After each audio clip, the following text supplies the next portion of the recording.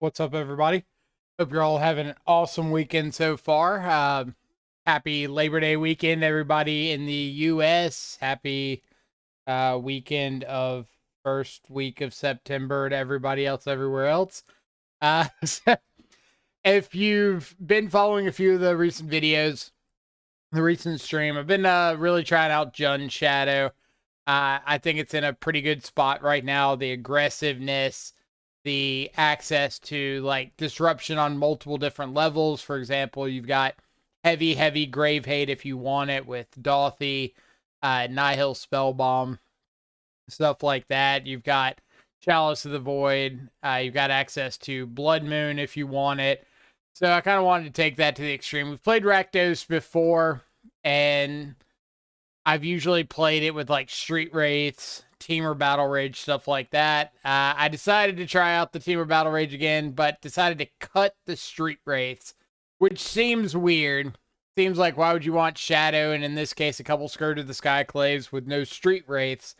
And it's basically because I wanted to pack more stuff in there to let me prolong the game a bit if Teamer Battle Rage didn't work out.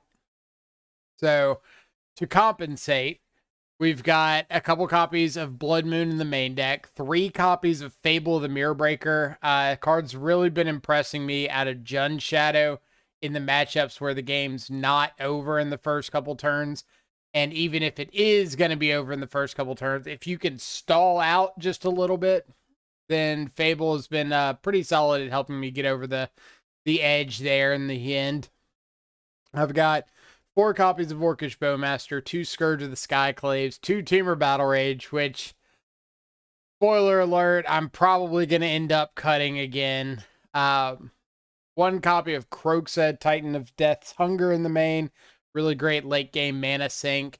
2 Terminate, 4 Shadow, 4 Thoughtseize, 1 Inquisition. I just kind of had like a 60th slot left over and needed something to throw in there. I got 4 Lightning Bolt, 2 Unholy Heat, 2 Dragon's Rage Channeler. Because Lord knows everybody keeps asking, where are the Dragon's Rage Channelers? Why aren't you running Dragon's Rage Channeler? And it's such a weird balance of cards when you're trying to figure out this last like 6 to 8-ish slots in a red black X shadow deck. Like, you know, you're gonna have 4 Thoughtseize, 4 Shadow, 4 Ragavan, probably 4 Lightning Bolt. Those are kind of givens. 4 Mishra's Bauble is very likely. Right at the moment, 4 Orcish Bowmasters is almost a necessity. But then once you get past those, it becomes like how many Unholy Heats versus Terminates, how many Blood Moons versus Fables, how many extra threats do I want past the Shadow Ragavan Bowmaster? What do I want them to be? And unfortunately, some of them work better with other cards in the deck. Some of them don't. So like Channeler wants Wraith. It wants Delirium. Scourge kind of wants Wraith, more so wants Lightning Bolt and Ragavan and Bowmaster. Channeler's okay, but Ragavan, Bolt, kind of the big ones there. Street Wraith wants Teamer Battle Rage. Street Wraith wants Unholy Heat. Unholy Heat wants Street Wraith. So as soon as you start like cutting Street Wraith, Unholy Heat gets worse. Dragon's Rage Channelers gets worse. And it's probably less worth it to run either of them, but we're still figuring out numbers, so just roll with me at the moment. So that's the main deck. In the sideboard, 4 copies of Prismatic Ending. If you've watched any of our Rakdos Shadowed lists before, you notice this is a consistent theme. It's a card that really impresses me out of the board. A lot of the things that Rakdos struggles with are like early artifacts and enchantments, troublesome permanents like that, and Prismatic Ending gives you a really good answer to those, as well as stuff like Sanctifier on Vec. If you're more concerned about like Urza's Saga, then Prismatic Ending could very easily be March of Otherworldly Light. You can hit Urza Saga. You can hit the same things as Prismatic Ending. The only difference is instead of paying the 1 mana, you're going to be paying 2 to hit the 1 drop. So just keep that in mind. Like I said, it's better against Urza's Saga because you can just pay 1, exile a Saga. But it's going to be worse against permanents on curve up the ladder. But instead of paying 2 to hit a 2, you're paying 3 to hit a 2. So just watch out for that. 1 copy of Turok, 1 Magus of the Moon. This is kind of like a compliment to the Blood Moons. I've been seeing a lot of Besejus. So Blood Moon has a little less equity against Beseju decks than like Magus of the Moon does. 1 more Kroxa for the mid-range matchups, 2 Chalice of the Void, 2 EE, a Pithing Needle, 2 Nihil Spellbomb, and Giganta is our companion. The only clash for Giganta is the Chalice of the Voids in the sideboard. So if you're bringing in Chalice against like Rhinos or Living In, you won't have access to Giganta. But especially against Living In, Giganta like doesn't matter in the slightest. But it is pretty good to have against Rhinos since they do have Blood Moon. So if you're concerned about that, you could swap out Chalice for some other piece. Like since you have the white, you could run, was it Deafening Silence, where your opponent can only cast 1 spell each turn. You could run that against Living End and Rhinos and EA-ish. But anyway, let's go through the league, showcase some of the Rakdos action, see if maybe this is a variation of Shadow that appeals to you. Maybe you want to jump into a league with it yourself, see how it goes.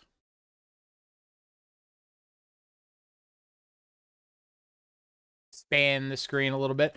So round 1, we're up against Sandile, one of the trophy leaders on the board. Very, very good player. See a counterspell. We can go through sequencing a little bit here. Like, I don't bobble on my turn because I'm going to play a red 1-drop. So bobbling myself doesn't do anything for me. So if I'm not going to bobble on my turn, then I might as well bobble on my opponent's turn to get information on their upkeep about what they're on. So if they're on like Scam or something, I draw on my second turn instead of drawing on their turn. So Thoughtseize, Scam, Grief, stuff like that's a lot worse. Say a lot worse. Still really good, but doesn't it protects my draw from that. I could lead on Channeler and Bobble. That gives me like the greatest chance of hitting a second land. But I've got this double Ragavan sitting around, and if you've never played with Ragavan, the card just snowballs. So I kind of want to get that down. So if my opponent plays any sort of a creature, I can Unholy Heat it, attack in with Ragavan, and then decide if I want to play another Channeler or play out my Channeler, or if I find a second land, maybe hold up Bowmaster. Whatever the case may be. I just think the greatest upside is going ahead and playing out the Ragavan. And then this is kind of what I was hoping was going to happen on turn 1 is my opponent plays a Ragavan, I get to attack in. Unfortunately, their Ragavan is backed up with a Force of Negation, which I was really not expecting. I can't pass to their turn to play around Force because then I just play into Counterspell. But as soon as they force, then I know I've got to trade off these Ragavans because if they have a removal spell and they kill my Ragavan and attack in, I am extraordinarily far behind. But if they don't block the Ragavan and let me get down to Channeler, then at least I have the chance of kind of gumming up the ground. And if they spend mana on their turn to attack in with the Ragavan, then I still have my Ragavan because they're probably going to have to hold up Counterspell.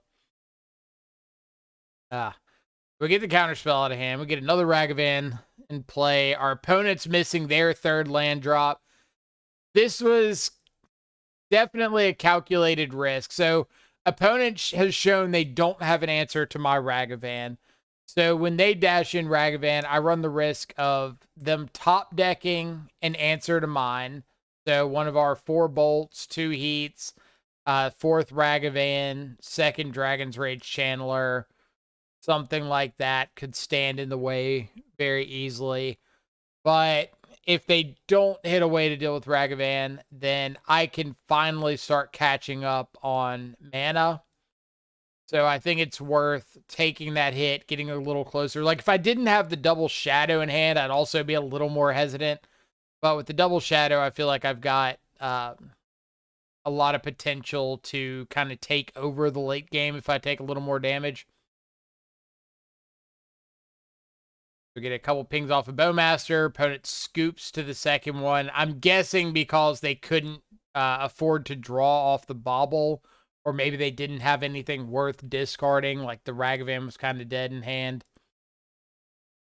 Going into game 2 against mURktide, Ragavan is really, really bad on the draw, so I'm cutting 3 of those. Could cut the 4th, and I wouldn't blame you.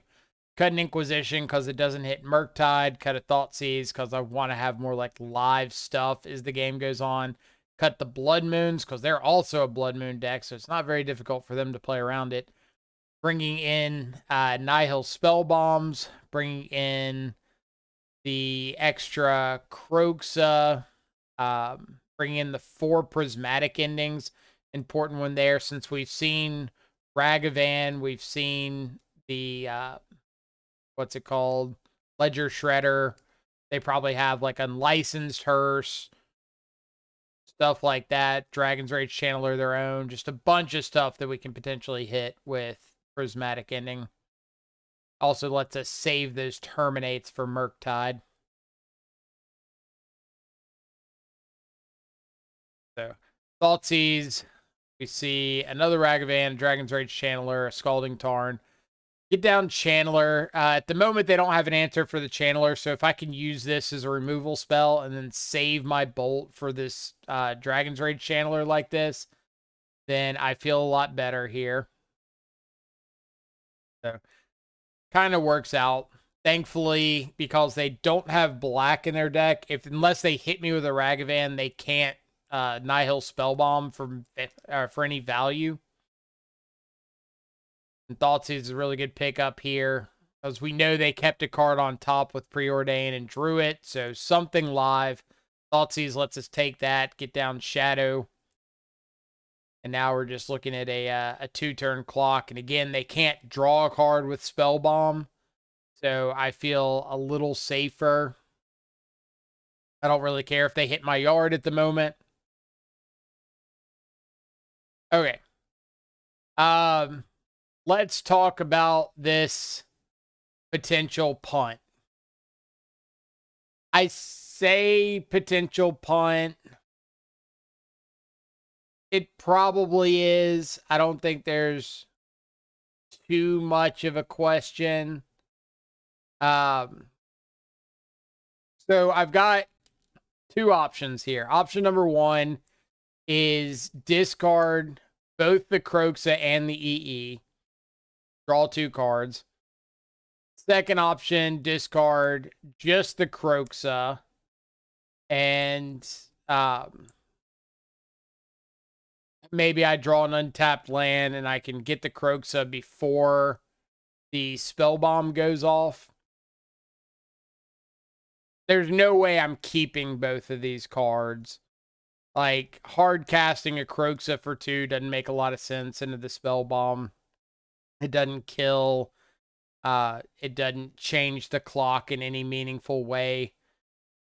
I can EE on 2 here, but can't crack it. Or at least when I was playing this match, I didn't think about the fact that I could play out the EE on 2, attack, make the treasure, and then crack the EE. Why I didn't think about that at the time, I have no idea. But I end up discarding the both the EE and the Kroxa, try to find like a lightning bolt, something like that, to where I could kill the Shredder. Because again, I was not thinking about playing the EE on 2, attacking, making the treasure, and then cracking it. But at the end of the day, I think we're okay. I think we've kind of accumulated enough value. Our opponent not playing their last card makes me think it's like a lightning bolt. and they're trying to find a way to get us 1 point lower. But they have to block our Shredder. We're not dead to like a Ragavan off the top, so they've got to have a second lightning bolt.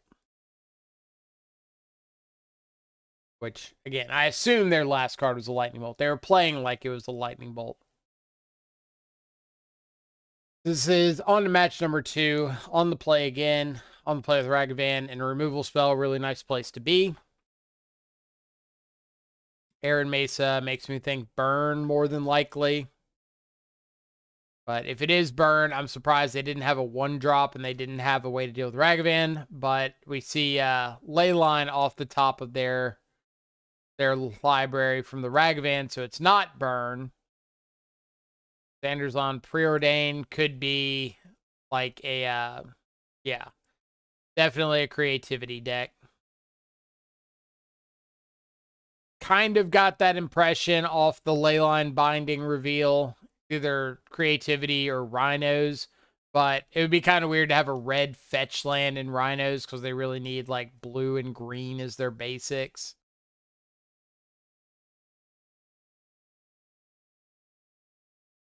Get a Fable off the top of their library, which we're more than happy to cast. Just anything to keep the pressure on. We know they can't creativity on turn 3 here. So I'm just looking for ways to keep up the aggression, get as much damage in as possible. In this case, we get them down to 1 so they can't crack their wooded foothills. And then I'm just going to hold up double removal spell in case they find some way to make tokens and the extra mana they need. Which I don't think they can, but just no sense committing a bunch of extra stuff to the board that doesn't matter when I can just hold up multiple pieces of interaction for them to fight through.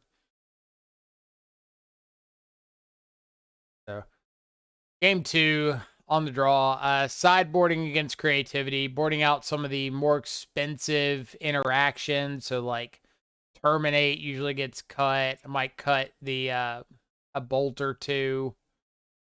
Sideboarding in Engineered Explosives comes in.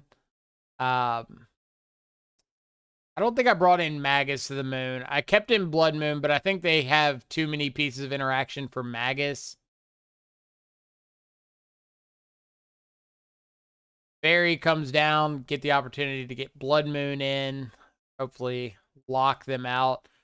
As we saw with the Thoughtseize earlier, which I didn't expand, they do have like 2 copies of Creativity, but they didn't have a way to make a token at the moment. Unfortunately, they found one.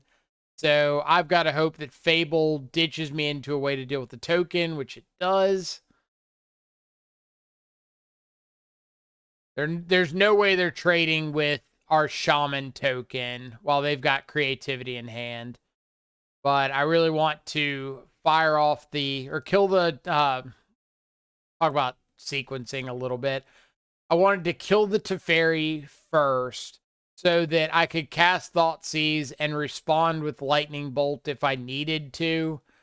I don't know what they would have for 2 red mana, but I like the option to have every possibility available to me.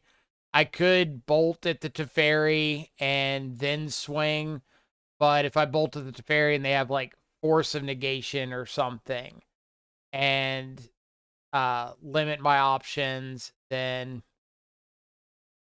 now I have to attack at it. If I attack first and cast Thoughtseize, if they have Force, they have to cast it, and then I have Bolt. So it just gets like layers of protection out of the way. If that makes any sense. But we do manage to kill the token, which means we've got to either end the game or find another way to deal with the next token off Fable. As we saw, we do have a Lightning Bolt coming off the top, so I know I have the Kiki Jiki covered as soon as that flips next turn. So the goal now is just to make this a 2-turn clock. Cut off everything my opponent can have except exactly creativity. There we go. cut off everything except creativity, is meaning that's the only thing that they can cast on their turn, and I've got it answered.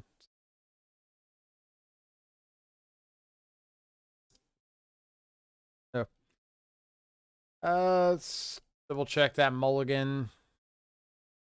This is match 3. So yeah, it's like a bunch of good cards. If I had a second land, it's a pretty snap keep, but one lander, not guaranteed to get a shadow on right away. Mulligan to a 2-lander with Channeler, Inquisition, Blood Moon. So maybe Inquisition helps find a third land to get Blood Moon down.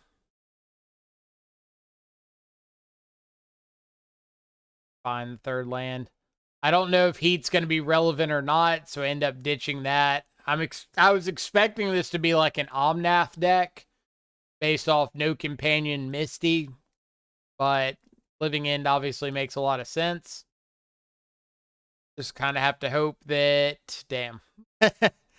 So as soon as they cycled the Architects of Will, it's like, all right, they're not going to be able to grief on turn 2, and I can get down Blood Moon on turn 3 and maybe lock them out. And their next 2 draws were a second Grief and a second Architects of Will, so that plan went out the window. Casting Bowmaster in response to the Waker in case they find like a Street Wraith off of it or a 1-mana Cycler. They can't respond to Bowmaster with that Cycler. Yep, they find the Shardless Agent. Respond with Bowmaster, ping my own Bowmaster to get 1 in the yard. So it'll come back off the Living End.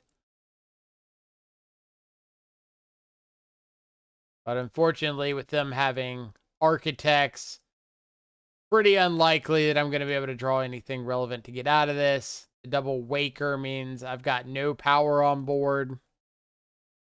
So even if I find a chance to get an attack back, it's not going to be doing much.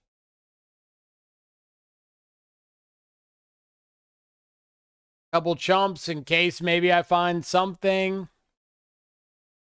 But opponent mocks our efforts by putting Lightning Bolt second on top, which makes me think the third card was either like another Lightning Bolt or a Bowmaster or something. But before we get to game 2, I will mention there was a spot in here, right?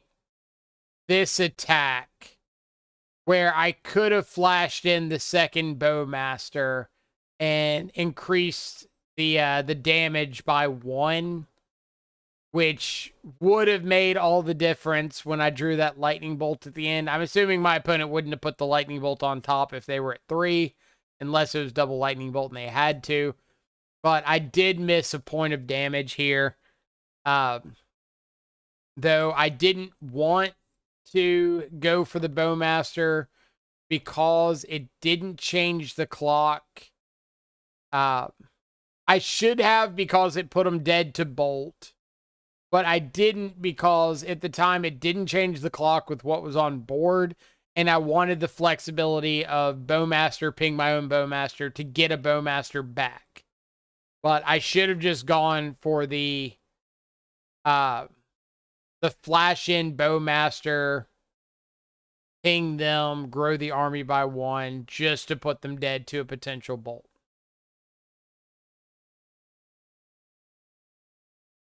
You could, I mean, I guess this is also good going back and look at these lines. I guess it would have been okay to Bowmaster ping itself. That's probably actually the line, is play Bowmaster, ping itself, grow the army by 1, which puts them down to 4 instead of 5, puts Bowmaster in the yard. So if they're living in, I get back Bowmaster, ping them down to 3, and then they're dead to bolt. So yeah, that's the line. Bowmaster ping itself inside of, or on my turn. Yeah. Pretty funny. All right, so sideboarding against Living End. Just like Nihil spell bombs, Chalice of the Void's coming in, Terminate's coming out, cut a Fable, cut Bowmasters, or cut a Bowmaster. Bowmaster's like okay in some scenarios, but the vast majority of the time they have like Wakers and Land Cyclers and respond to your Bowmaster with Cyclers. And so Bowmaster just like doesn't actually matter. They've got Waker, Striped Riverwinder, Architects of Will. I also have no idea why I didn't play the fetch pre-combat here. Like I had the treasure token I was making, so I didn't care about the black mana. So 100% should have just fetch shocked Blood Moon, or fetch shock, then attack, and then Blood Moon. So that made me miss out on a turn 3 or turn 4 kill here. Sometimes you just get in your own head and you're like, oh, well, I'm fetching a basic off of this. The 1 point of damage doesn't matter. It's not changing the clock. So I'll just attack first. And then right afterwards, you're like, oh, but I make a treasure off Ragavan. So I don't need the basic. So I should have just played the Blood Moon or fetched and shocked and then played the Blood Moon. And all right. So game 3. It's not a great hand. Like the Channeler, Double Bowmaster, Blood Moon. I'm just kind of hoping for like a little bit of cheese. And then I happen to top deck the Chalice. I figure I've got a lot of live draws. So with Channeler scrying me a couple times, like maybe there's a decent chance I find 1 or 2 of them. So it's a little bit of luck, a little bit of calculated risk, a little bit of I've got a good hate piece if I happen to survive that long.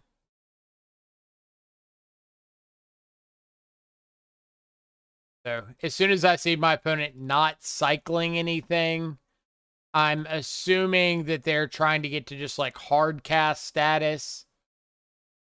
I know that Bobble's going to get Chalice, but I want to try to flip over Delirium if possible. Make the attack first in case they've got a... I should have waited on this Bowmaster. I made the attack first in case they had an Endurance. So they could Endurance me, block, and then I bolt after blocks. So I should not have been casting Bowmaster during attacks. This is what you get for playing a league at like 2 a.m. Whole bunch of spots where you're just like, why on earth did I do this way? Cast Blood Moon. Don't need a second Chalice. And opponent scoops. If they had a Force of Vigor, we were SOL, but we weren't beating Force of Vigor anyway, so no sense worrying about that. And then this is match 4. Yeah. Match 4. Opponent reveals Giganta, starts off on Channeler, so I thought they were on Grixis Shadow. But Thoughtseize sees Swift Spear, Lava Dart, Expressive Iteration, Sprite Dragon, so they're just on Blue-Red Prowess. Take the Bowmaster opportunity to ping something down. Attack with Swift Spear here has got to mean mutagenic growth. But I can't really do anything to like play around mutagenic growth, so we'll just get it out of hand, get down our Scourge. So we know they have Iteration, Sprite Dragon, Lava Dart.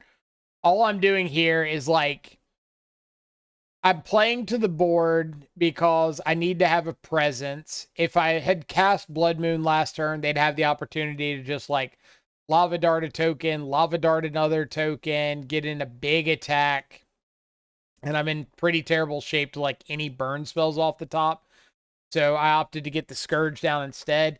This turn, all I can think is maybe there's a chance they whiff on the land one more time and I can just untap and Blood Moon next turn and lock them out of Sprite Dragon and Expressive Iteration, which is exactly what happens. So we know they top deck this Wooded Foothills, but that really doesn't matter.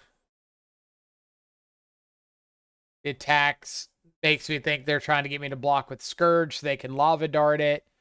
Unfortunately, we are very wrinkly brained and see around that. Or we just think there's no way they're going to be able to deal with the 10-10 Scourge. We'll make them start putting stuff on the stack first. Kill off the Mage. Means we got lethal attack on the Crackback with the Scourge, unless they like bolt it or something. But then we have Scourge plus token attack, and then play a new Fable, get another token.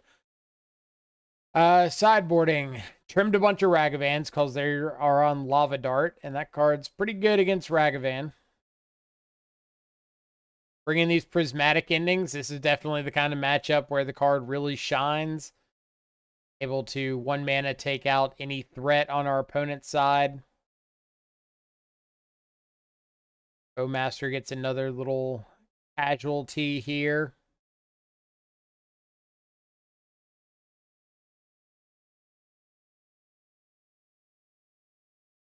Or more channelers, but we're just gonna clear the board.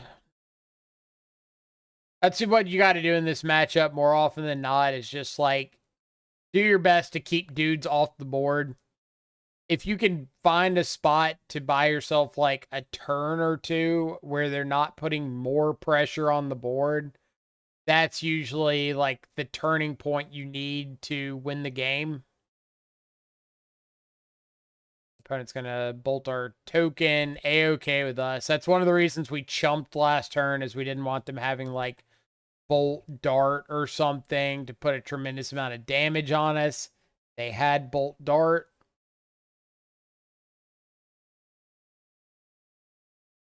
They're gonna save the Soul Scar. We're gonna nuke the yard to try to play around Underworld Breach, which was a good call for us because they had a breach. And they end up just playing it out for the Prowess trigger. Backing in. Cool. So they have not added Giganta to hand yet. They've got one card, potential Giganta. We've got our Giganta in this flipped reflection.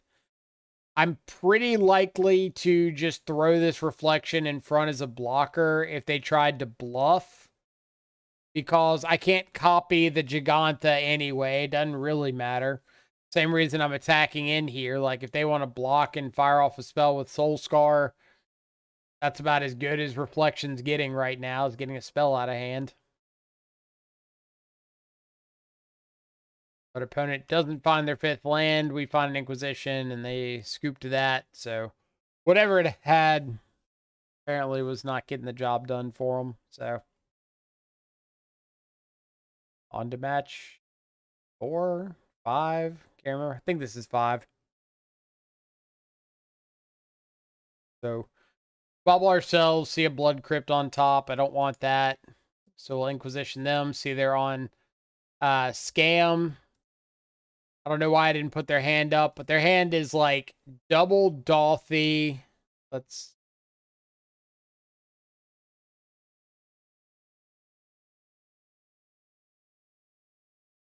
I had to get like that one frame that Inquisition's up. Dang it. Or it's just like between frames.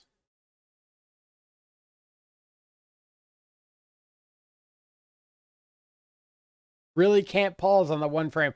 But their hand's like a Grief, double Dolphy. They were drawing into another land. So I'm kind of just going off of this cheese plan of they get a Dolphy, and I'm hoping I can follow it up with just playing out a Blood Moon or a Fable or something. I figure if I play out the Blood Moon here and they go for Grief, they can get my Fable, but they can't get the Terminate. But it turns out their next 2 draws were another Grief and another Undying Effect. So they're able to scam the Grief and get our Fable. Pretty rough spot for us. One of the situations of I'm going to try to play the odds, and the odds did not pan out very well.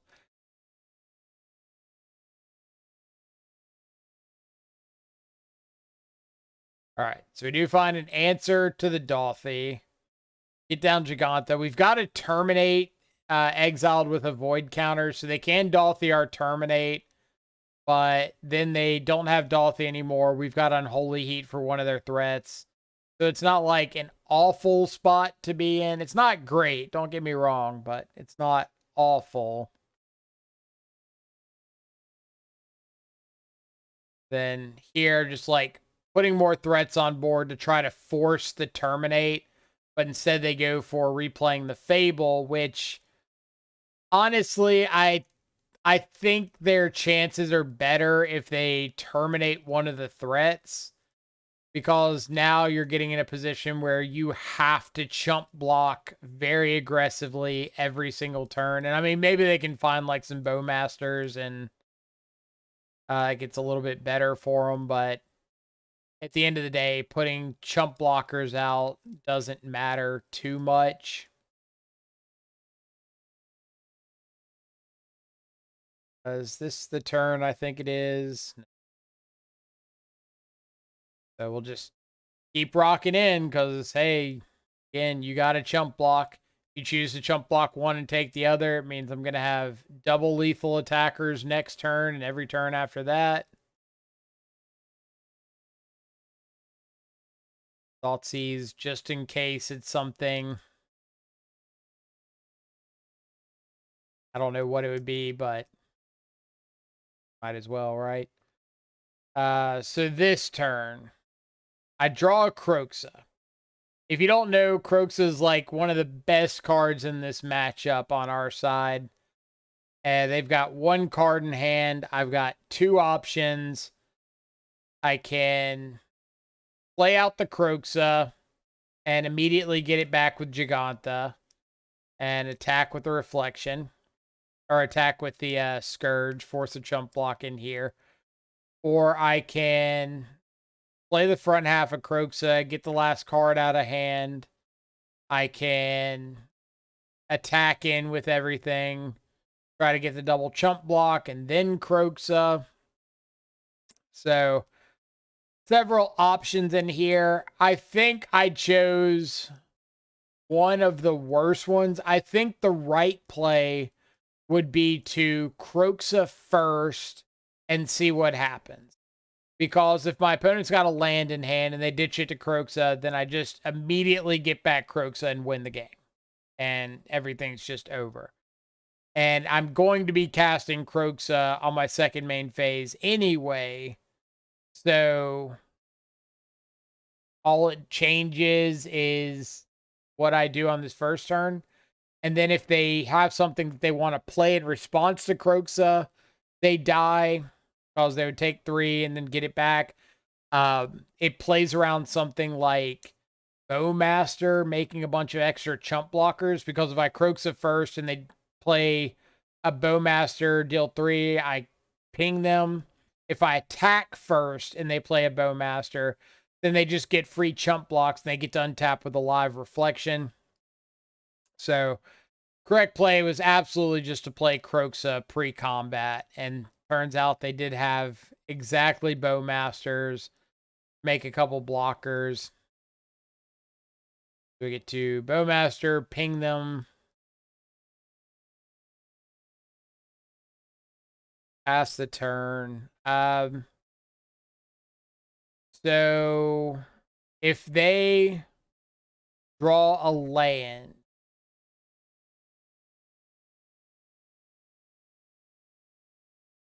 yeah, land doesn't really matter because this Reflection having Summoning Sickness means they can make a copy of it with haste, but then that copy would have to tap to make a copy. So they can't make an army of Reflections until the end of my turn. And top deck, Thoughtseize, which is just like one of the luckiest top decks we can possibly have because it lets us get the last card out of hand, float the mana to escape Kroxa, and kill with the trigger.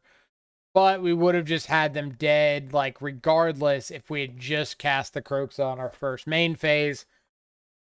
So, definitely, this is not one of the cleaner leagues that I've ever played. Sideboarding, trimming some Ragavans on the draw, trimming Blood Moon, bringing in Nihil Spellbomb, the extra Croaks.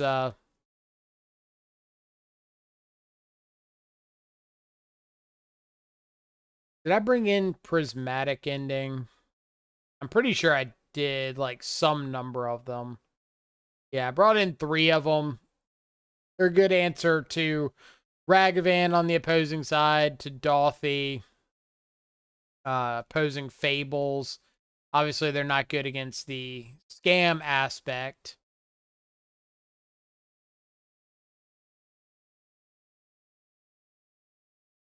Thoughtseize. Thoughtseize sees Unlicensed Hearse, Bowmaster, and Fable of the Mirror Breaker. Really good hand out of them because it's really tough to punch a hole in it with what I've currently got. Option number 1 would be take the Orcish Bowmaster and then just, like, let them have the hearse because I've got Fable that doesn't really care about it. Plan on lightning bolting the Fable token. Option 2 is take the hearse itself, which means I probably can't play Channeler next turn because I don't think I'm going to be able to get Delirium online. I could play Channeler, play my second land, cast Bauble, but if they respond to the Bauble with the Bowmaster, then even if I bolt, Bolt would have to flip over Delirium for me to survive there. I could play the Bauble first, then play the Channeler. That could probably be better. So if I take the hearse, pass the turn, they go to their turn, play land pass, I go to mine, play Bauble first, then play Channeler, and pass back. Like, Bauble, Channeler, land, pass back, and they, end of turn, go for Bowmaster.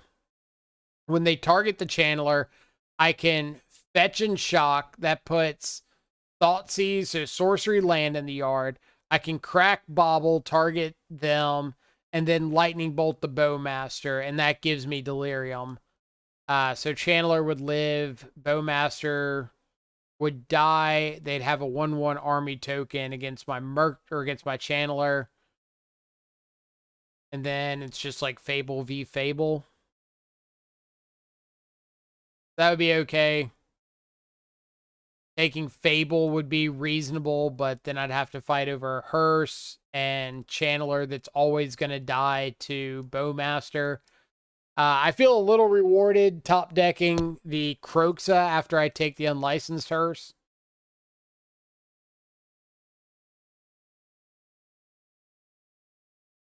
So I want to make them commit to this Fable before I go for the cracking the Mishra's Bauble, because I want them to tap out. So I know they can't, like, flash in another Bowmaster. Marsh Flats on top of our library, kill the Bowmaster. Now we've got Delirium to get down Channeler. I could play Fable to try to ditch Croxa next turn and get some value there. I could have played Channeler plus Shadow.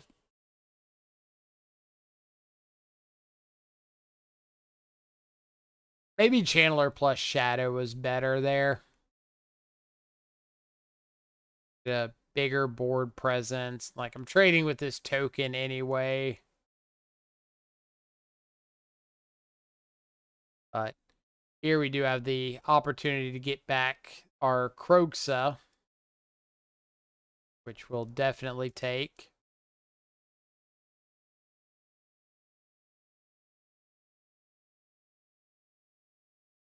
Draw Flockthwain in response, so they could have, like, a removal spell for the Croxa that they're trying to protect.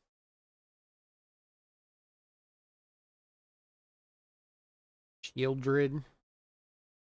Shieldred's pretty good here. Like, we do have a really aggressive turn with Kroxa. Since we drew the fetch land, we can even prismatic ending the reflection. I could have fetch shocked. Or no, I only had one red source last turn, so I had to blood crypt. Did I? If I got a swamp, I could have gotten Godless Shrine instead and had that set up, but gonna try to nuke the last card out of their hand so that Kroxa is gonna guarantee get some damage in.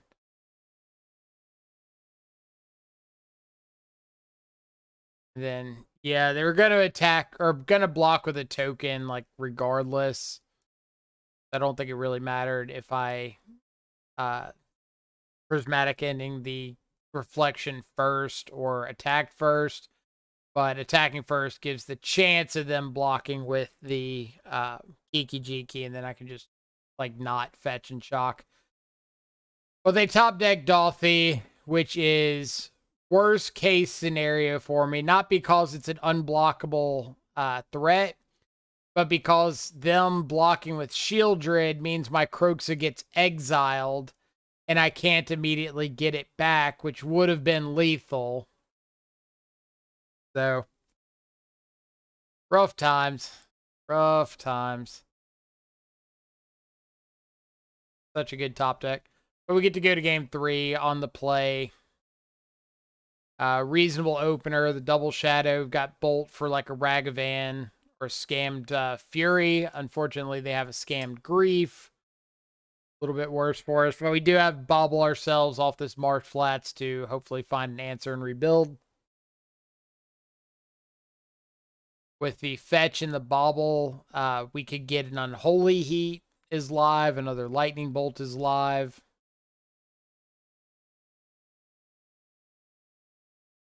Got a reasonable amount of options.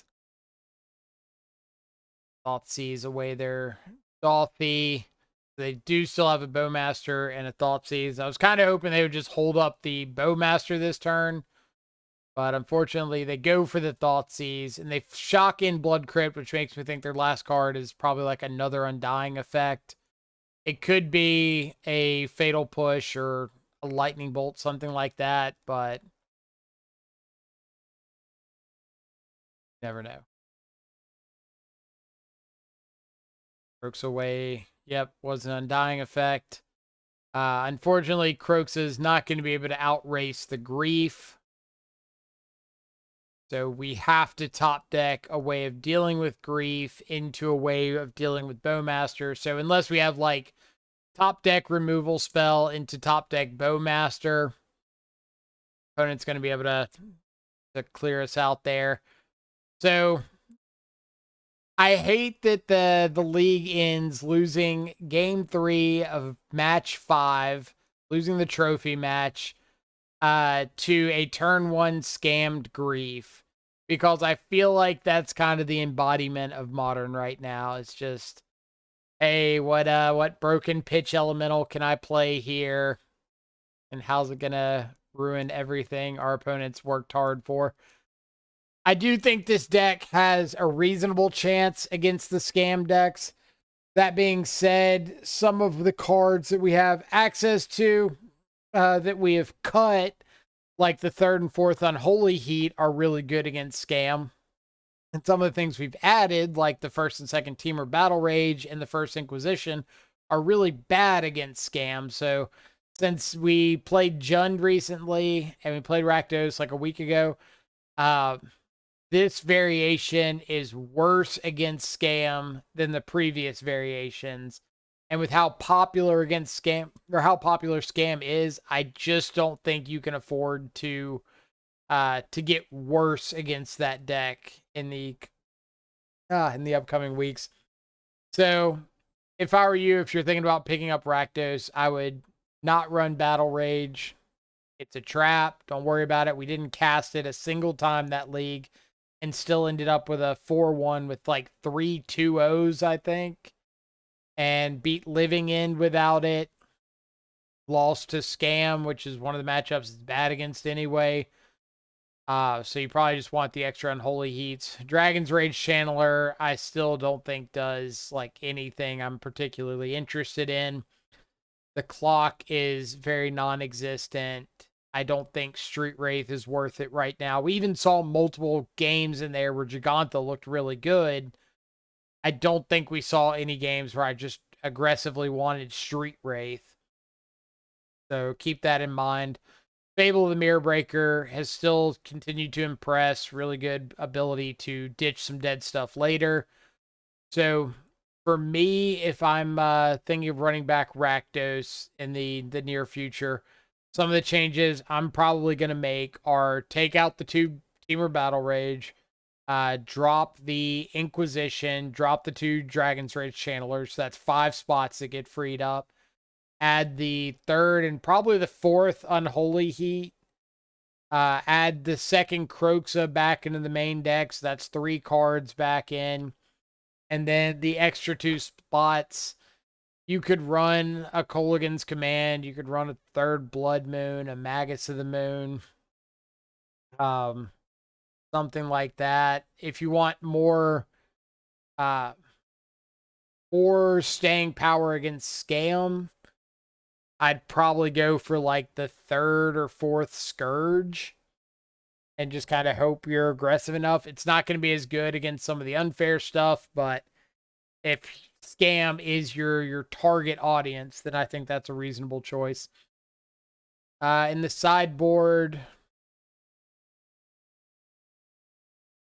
I don't really love the Nihil Spellbomb. I wish I could play Dalthy, but I think having access to Giganta, I don't think Dalthy is worth losing Giganta post-board against decks like Scam. But you really want Dalthy for like the unfair stuff. So I'm not really sure what I want to kind of help fight Scam a little bit more out of the sideboard. But I think that matchup is just like prevalent enough to where you need to maximize your percentage points against it if you can. So still kind of thinking there. Could go back to Unlicensed Hearse, but been kind of off our Hearse for a minute. Could just be worth it. Yeah. Other than that, hope you give Rakdos a shot. I think it's fun. I think it's in a decent spot right now, as long as you're not trying to be the all-in Battle Rage Rakdos variant. Yes, you will absolutely cheese out some wins from time to time with Battle Rage. It looks especially good against decks like Yawgmoth that aren't interacting with you. Maybe you could even put the 2-teamer Battle Rage in the side, and that would be fine. Like if you move the Kroxa to the main and one other card cut, then you can absolutely run the Battle Rage in the sideboard for the unfair matchups. But I don't think those are prevalent enough to meta game against. But I do think like Scam and mURktide and Omnath are prevalent enough. And Battle Rage just like isn't very good against any of those. So that's my thoughts. Hope you enjoy. I will catch you on the flip side. Hope you have an awesome rest of your weekend. Stay safe, enjoy some good food and company. As always, link to the Discord, Twitter, Twitch down below if you want any of those. Catch you back live later. Adios for now.